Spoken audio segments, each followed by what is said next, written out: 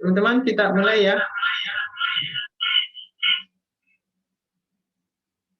Ya, Pak. Bismillahirrahmanirrahim. Assalamualaikum warahmatullahi wabarakatuh. Waalaikumsalam warahmatullahi wabarakatuh. Waalaikumsalam warahmatullahi wabarakatuh. Alhamdulillahilladzi arsala rasulahu bil huda wa dinil haq liyuzhirahu 'ala dini kulli wa kafa billahi shahida. Asyhadu an la ilaha illallah wa asyhadu anna Muhammadar Rasulullah. Allahumma shalli ala sayyidina Muhammad. Pertama-tama kita menjadikan puji syukur atas kehadirat Allah Subhanahu wa taala. Alhamdulillah pada kesempatan ini kita dipertemukan dalam keadaan sehat walafiat dalam suasana Ramadan. Ya, semoga kita senantiasa diberikan kesehatan untuk bisa menjalani aktivitas di bulan suci Ramadan ini. Salawat dan salam kita kirimkan kepada Nabi besar kita Muhammad SAW, Nabi yang menjadi suri tauladan bagi kita, ya. Teman-teman sekalian, di pertemuan ke-7 ini kita akan belajar tentang pengukuran penyimpangan, ya. Ini masih bagian dari penyajian data, ya.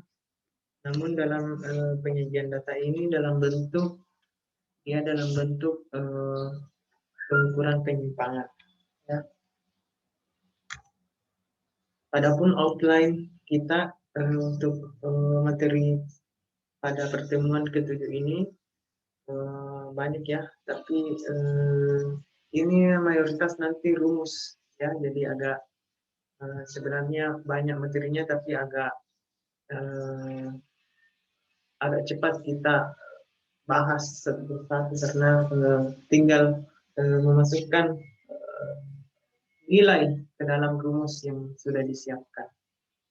Ya, mulai dari nanti kita belajar pengertian pengukuran penyimpangan, kemudian rentangan, ada rentangan antar kuartil, rentangan semi antar kuartil, simpangan rata-rata, simpangan baku, varians, koefisien varians, dan angka baku.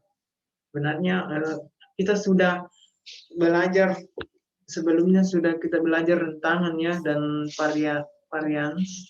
variasi. Cuma ternyata rentangan sama varians itu banyak lagi jenis-jenisnya ya, jadi kita ulang kembali, mudah-mudahan kita bisa mengerti.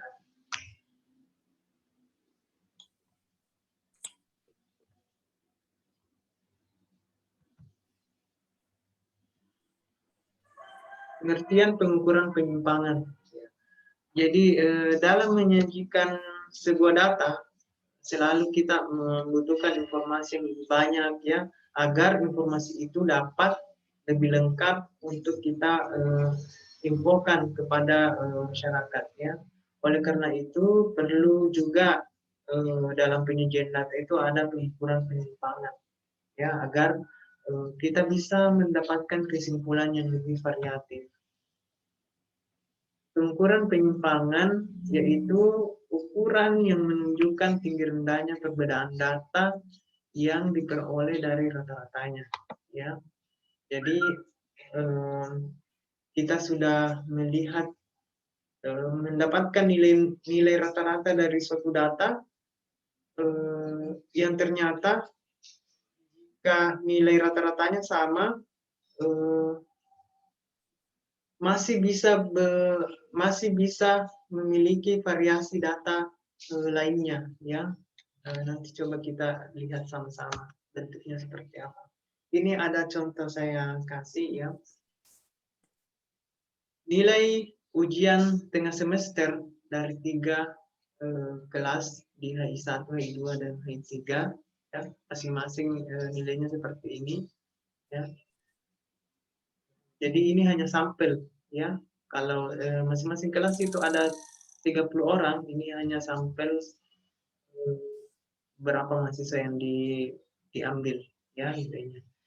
Ternyata nilai rata-rata di kelas HI1 77,5 ya setelah dihitung. Kemudian HI2 juga sama 77,5 dan HI3 juga 77,5. Nah, sekilas kita bisa menyimpulkan bahwa rata-rata nilai di semua kelas itu sama, ya. Padahal ada perbedaan di antara ketiga kelas ini, ya. Coba kita lihat.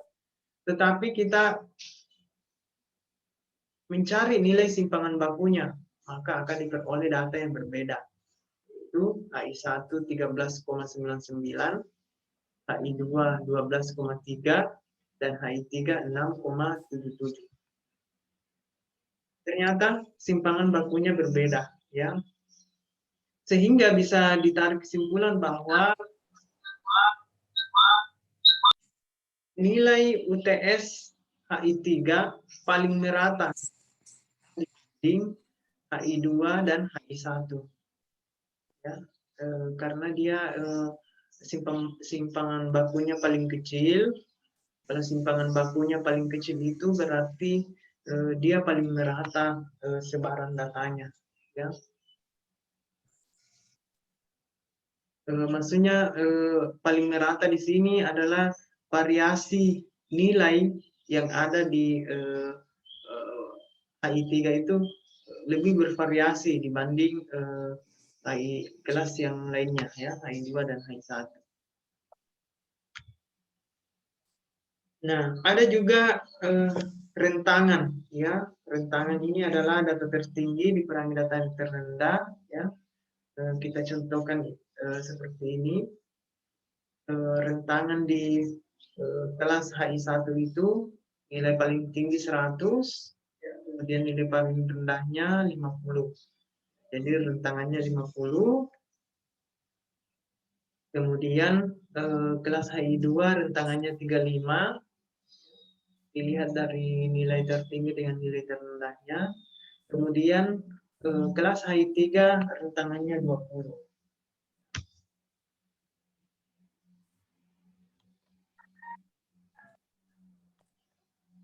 Artinya apa? Bahwa di kelas HI1 ada perbedaan 50 sampai 50 poin nilai mahasiswa di situ, ya. Dibanding HI3 cuma 20, ya, cuma 20 perbandingan dari nilai tertinggi dengan nilai terendahnya, lebih kecil. Ada juga rentangan antar kuartil, ya. Ini rentangan antar kuartil ini berarti dia otomatis kita menghitung rentangan pada data kelompok, ya, seperti ini. Data kelompok seperti ini. Data kelompok nilai intervalnya 1, 2, kelas intervalnya ada 7, kemudian frekuensinya ini, ya. Nah, diketahui data ini data nilai ujian statistik prodi HI. Nah, K1-nya didapat 72,66, kemudian K2-nya 77,5, kemudian K3-nya 82,46. Ya. Untuk mendapatkan nilai ini sudah ada rumus yang dijelaskan pada pertemuan sebelumnya, ya. Jadi di sini saya hanya langsung masukkan nilai K1, K2, dan K3. Kemudian nilai K3 ini untuk mendapatkan rentangan antar kuartilnya, nilai K3 dikurang K1. Berarti 82,46 dikurang 72,66 sama dengan 9,8. Ditarik kesimpulan bahwa 50% nilai ujian statistik prodi HI paling rendah 72,66 dan paling tinggi 82,46 dengan perbedaan paling tinggi 9,8. Kemudian ada rentangan semi antar kuartil atau simpangan kuartil. Rumusnya SK sama dengan 1/2 RAK atau RAK ini kan tadi sudah ada rumusnya ya, K3 dikurang K1. Ya, jadi kita tinggal memasukkan rumusnya.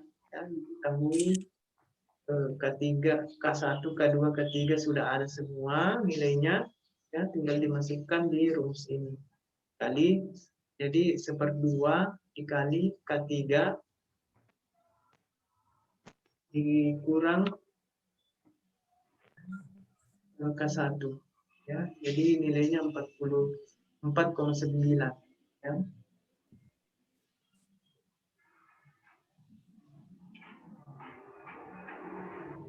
Oh, salah kesimpulannya ini ya.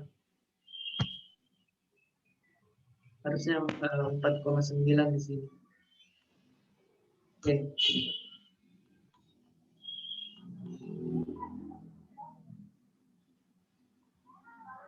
Kemudian simpangan rata-rata. Ya, simpangan rata-rata atau SR adalah nilai rata-rata dari harga mutlak semua simpangan terhadap rata-rata kelompoknya. Ya. Harga mutlak ini adalah semua nilai negatifnya dianggap positif. Ya. Nilai simpangan atau X, nilai harga mutlak, simbolnya seperti ini. Ya. Jadi harga mutlak itu nilainya selalu positif, ya, sehingga ditulis rumus seperti ini ya, harga mutlak sama dengan simpangan dikurang rata-rata. Nah, kita lihat ya, ini contoh, ini rumusnya untuk simpangan rata-rata data tunggal, ya, kalau datanya cuma satu, tapi kalau datanya dia berkelompok, seperti ini rumusnya ya. Nah, ketahui nilai ujian statistik Prodi HI diambil sampel 7 mahasiswa seperti ini ya, dihitung nilai rata-ratanya. Nah, yang pertama kita buatkan dulu tabel seperti ini ya, ada nilai X atau nilai sampel ya, nilai sampel, kemudian kita hitung rata-ratanya pasti 1 ya. Kemudian nilai SR-nya nanti ya. Kemudian di sini kita urutkan datanya terlebih dahulu dari yang terendah sampai yang tertinggi. Jadi ada 60, 65 sampai 90. Jumlahnya itu 525 ya. Jumlahkan ini, kemudian kita rata-ratakan. Jadi ini dijumlah 525, kemudian dibagi 7 ya, dapat 75. Kemudian masing-masing nilai kita kurangkan ya, X dikurang rata-rata ya.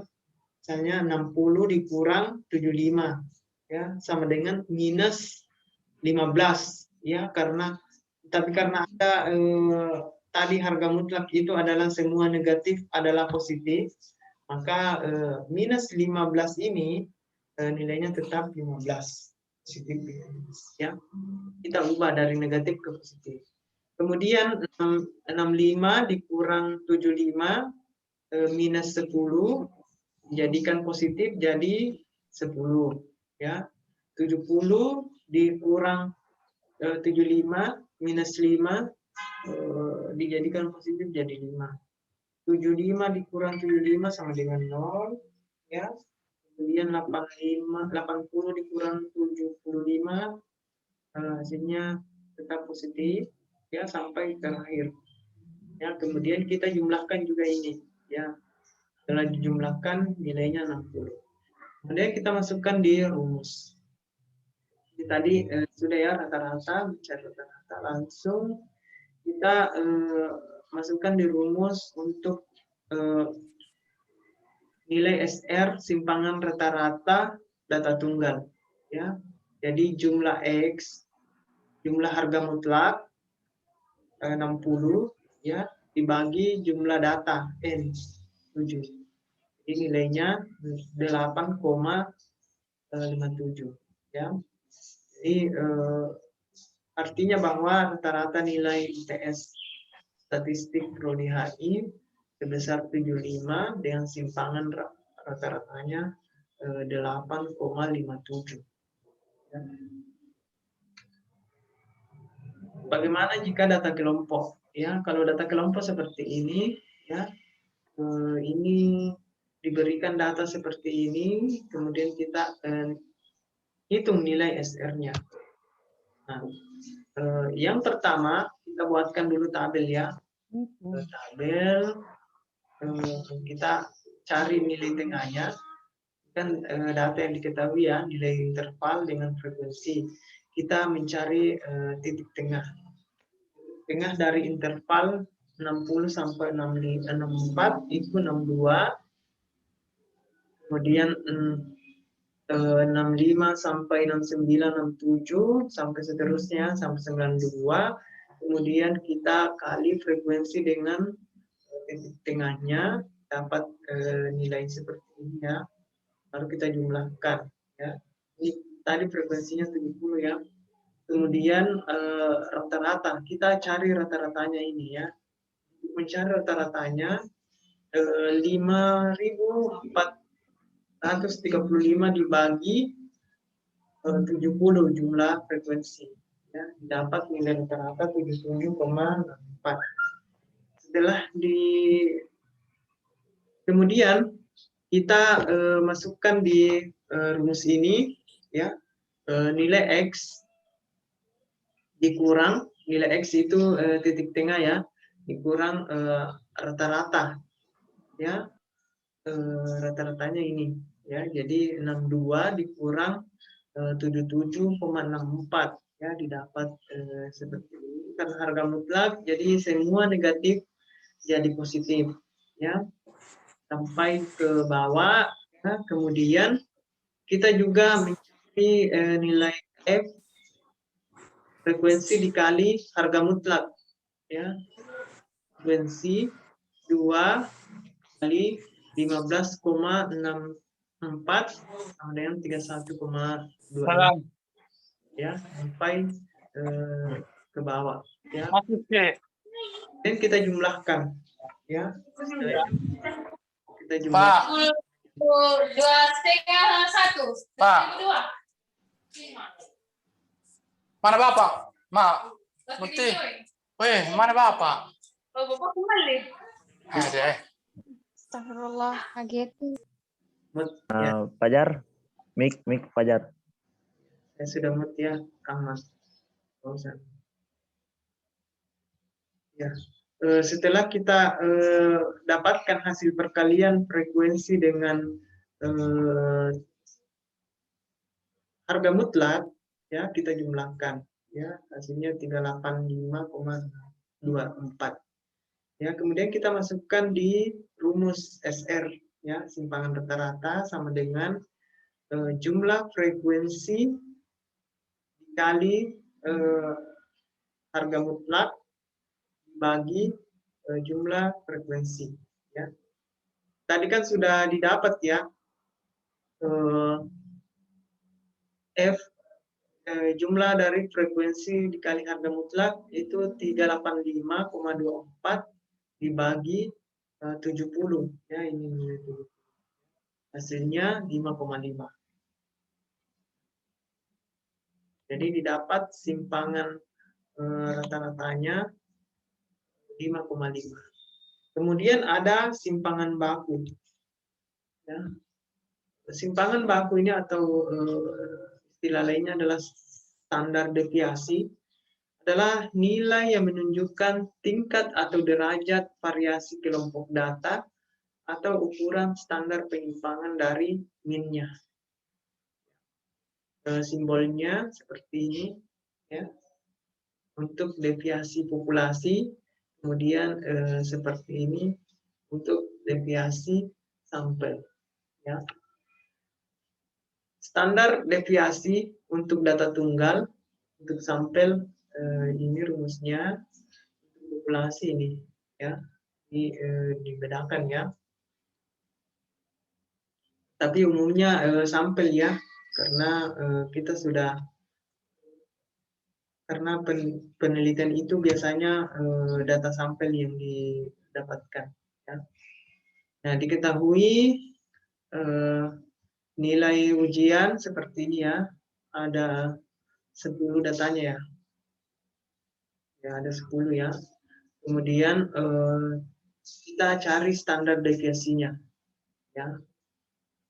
Jadi ini datanya ada 10. Kemudian jumlah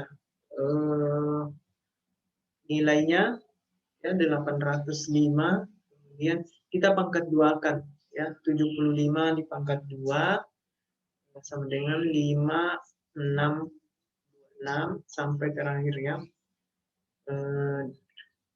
Sampai kemudian kita jumlahkan juga datanya ya.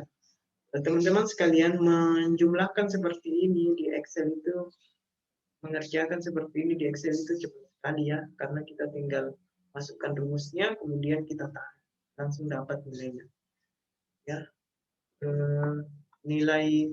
Kemudian setelah itu kita masukkan semuanya di rumus ini. Ya, jumlah X pangkat 2 yang ini ya, 66125 dikurang jumlah X 805, kemudian jumlah data N-nya 10 ya, per 10 dipangkat per 10 dikurang 1 ya, sehingga didapat 12,12. Standar deviasinya 12,12. Jadi 12,12 ini adalah nilai tingkat variasi kelompok data ya.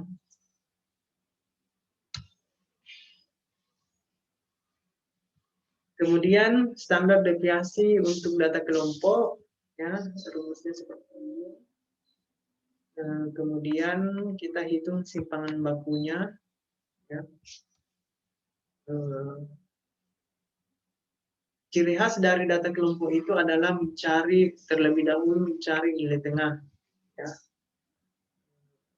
Nilai tengahnya inilah nantinya yang menjadi dasar kita untuk mencari nilai F kali X ya, atau X pangkat 2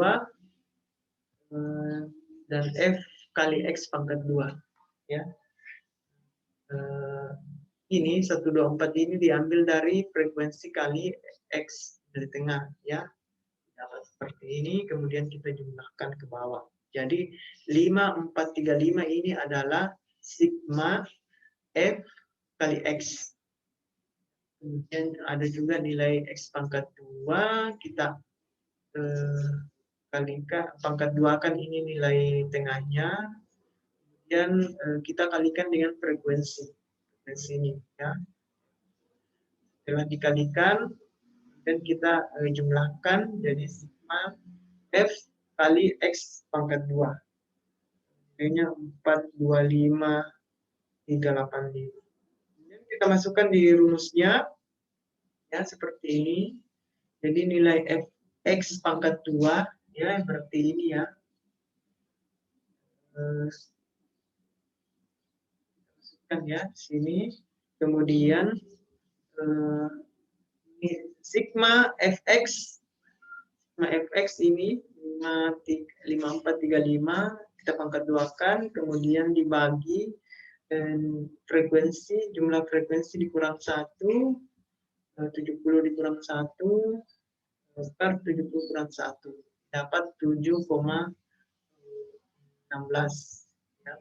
Jadi semakin kecil nilainya, maka variasi datanya itu semakin merata ya. Kemudian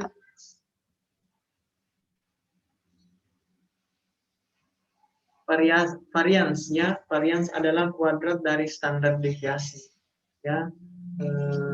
Jadi tinggal dikasih pangkat 2 ya, mencari nilainya pun sama seperti tadi standar deviasi, kemudian nanti di akhir kita pangkat 2-kan ya, kita pangkat 2-kan nilainya. Nah, seperti ini Ya, ini untuk data tunggal, ya. Cara menghitungnya pun sama, standar deviasi, namun nanti pada saat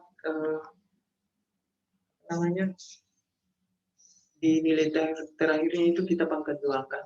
Ya, ini dapat nilai 146,9. Ini varians untuk data kelompok, ya. Sama juga, tinggal kita pangkat duakan ya. Dan ada koefisien varians. Koefisien varians ini adalah perbandingan antara deviasi, standar deviasi dengan harga min yang dinyatakan dengan persen. Ya. Untuk menghitungnya digunakan rumus S standar deviasi dibagi rata-rata dikali 100%. Ya. Misalnya ini kita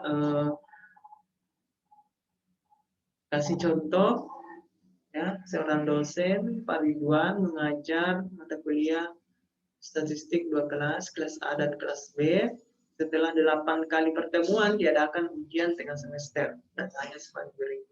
Ya, ini sudah langsung data ya, jadi tidak ada lagi sudah langsung data perhitungan ya, tidak ada lagi data yang satu gitu ya.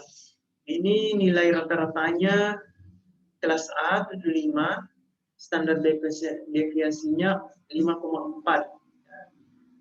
Kemudian di kelas B nilai rata-ratanya 85 ya, kemudian tapi standar deviasinya 4,2. Nah, berapa koefisien variansnya? Langsung saja ya, didapat koefisien S dibagi rata-rata dikali 100%. 5,4 dibagi 75 dikali 100 didapat 7,2%. Koefisien untuk kelas B 4,2 dibagi 85 dikali 100% sama dengan 4,94%. Kemudian ada angka baku atau standar skor. Angka baku ini adalah bilangan yang menunjukkan tingkat data penyimpangan dari min, ini itu rata-rata ya, dalam suatu standar deviasi atau seberapa jauh suatu nilai yang menyimpang dari rata-rata dengan satuan S. Kegunaannya untuk mengamati perubahan nilai kenaikan atau nilai penurunan variabel atau gejala yang ada dari minnya atau rata-ratanya untuk menaikkan atau mengubah data ordinal menjadi data interval dengan jalan mengubah skor menta menjadi skor baku. Ya, artinya semakin kecil angka bakunya, semakin kecil juga perubahan variabel tersebut ya, dari nilai minnya. Sebaliknya, semakin besar angka bakunya, semakin besar juga perubahan angka baku dari nilai rata-ratanya. Coba kita lihat ya, rumusnya seperti ini. Z score sama dengan X dikurang rata-rata dibagi S. Di mana adalah angka baku, X adalah nilai variabel, datanya, kemudian S adalah standar deviasi, kemudian rata-rata. Contoh, ya, Fatimah, mahasiswa HI, mengambil 5 mata kuliah dengan nilai UTS dengan rata-rata kelas sebagai berikut. Geografi politik nilainya 80, kemudian rata-rata dalam kelasnya itu 70 ya, berarti dia nilainya lebih bagus dari teman-temannya ya. Kemudian S standar deviasinya 5. Ini data yang sudah dilakukan perhitungan ya. Kemudian pengantar statistik ya, kewirausahaan, teknologi informasi, politik lingkungan ya. Berdasarkan kelima nilai data di atas, mana yang lebih baik diperoleh oleh Fatimah ya kita membandingkan nilai apa namanya ya, nilai, kita membandingkan nilai Fatima dengan teman-temannya, ya. Dan kelima mata kuliah ini yang mana kira-kira yang nilai Fatima yang memiliki daya saing yang kuat, ya, memiliki daya saing yang kuat, ya. Jadi walaupun ini politik lingkungan misalnya nilainya 100, tapi mungkin banyak temannya juga yang nilainya 100, ya. Dan ada yang misalnya nilainya yang di bawah rata-rata, ya. Nah, itu kan semua ada di sini perhitungannya dari standar deviasi ini. Nah, kita menguji satu persatu nilainya, angka bakunya, ya. Mulai dari geografi politik, ya. Setelah dihitung nilai angka bakunya itu nilainya 2, ya. Mana X dikurang rata-rata dibagi standar deviasi 2, ya. Pengantar statistik 5, ya. Kemudian standar nilai angka baku kewirausahaan 1, standar angka baku untuk teknologi informasi 2, angka baku untuk politik lingkungan 3, ya. Jadi berdasarkan kelima nilai tersebut yang lebih baik adalah pengantar statistik, ya, karena memiliki angka baku paling tinggi dibanding 4 mata kuliah lainnya, ya. Jadi pengantar statistik ini yang nilai Fatima yang memiliki daya saing yang paling tinggi dibanding mata kuliah yang lain. Oke, cukup sekian, ya, materi penyajian data pengukuran penyimpangan, ya. Teman-teman, kalau ada yang belum dimengerti akan ditanyakan, ya. Kemudian untuk ada yang bertanya, untuk pekan depan kita mid test, ya. Tapi mid testnya mudah, Allah mudah, ya. Dan saya mau jelaskan mid testnya sekarang, ya. Jadi supaya lebih banyak waktu yang digunakan untuk teman-teman untuk mengerjakan mid testnya. Tesnya per orang, ya. Dan saya sangat berharap kalian mengerjakan sendiri, tidak bekerja sama, tidak mencontek punya temannya, ya. Nah, jadi di sini nanti saya akan memberikan banyak pilihan penyajian data, ya. Jadi sekitar 8, ya, kalau nggak salah.